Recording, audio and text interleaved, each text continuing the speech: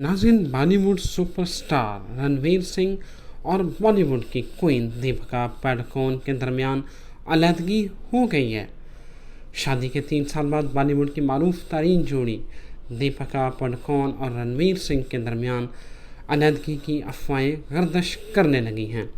भारतीय मीडिया के मुताबिक दुबई से तल्लक रखने वाले ओवरसीज सेंसर बोर्ड के मेंबर और हिंदी फिल्मों के नाकिद उमैर संधू ने अपनी ट्वीट इनके मुताल्लिक की हैं।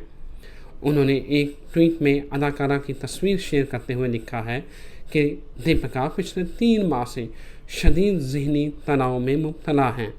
फिल्मी नाक़िद ने लिखा कि दीपिका एक कामयाब अदाकारा हैं और इनके पास अपना ज़ाती माहिर नफ्सियात भी है, फिर भी क्या परेशानी है जो ख़त्म होने का नाम ही नहीं ले रही। उन्होंने कहा कि गुज़िश्ता 2 माह एक फ़िल्म की शूटिंग के दौरान तबीयत ख़राब होने पर दीपिका को अस्पताल दाखिल किया गया। नाज़रीन, ये अफवाहें मज़ीद ज़ोर पकड़ती हैं जब एक वेबसाइट तेलुगु 360 ने दीपिका की सेहत के हवाले से एक रिपोर्ट जारी की है, जिसमें उन्होंने लिखा है, Bollywood beauty Deepika Padukone is rush to Mumbai Breach Candy hospital on the night of Monday and there was a panic situation among her fans.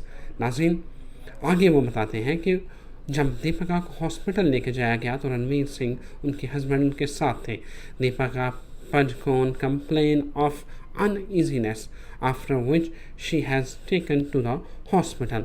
नाज़रीन, रूमर्स, अफवाहें जो है वो ज़ोर पकड़ रही हैं और उमैर संधू के ट्वीट्स जो है इस हवाले से इस सिचुएशन की गंभीरता के ऊपर मज़ीद जो है वो इसको गहरा कर रहे हैं कि इनके दरमियान, दोनों अदाकारों के दरमियान कोई खलीज बढ़ती जा रही है। हालांकि दोनों को हॉस्पिटल जाते हुए साथ देखा गया है।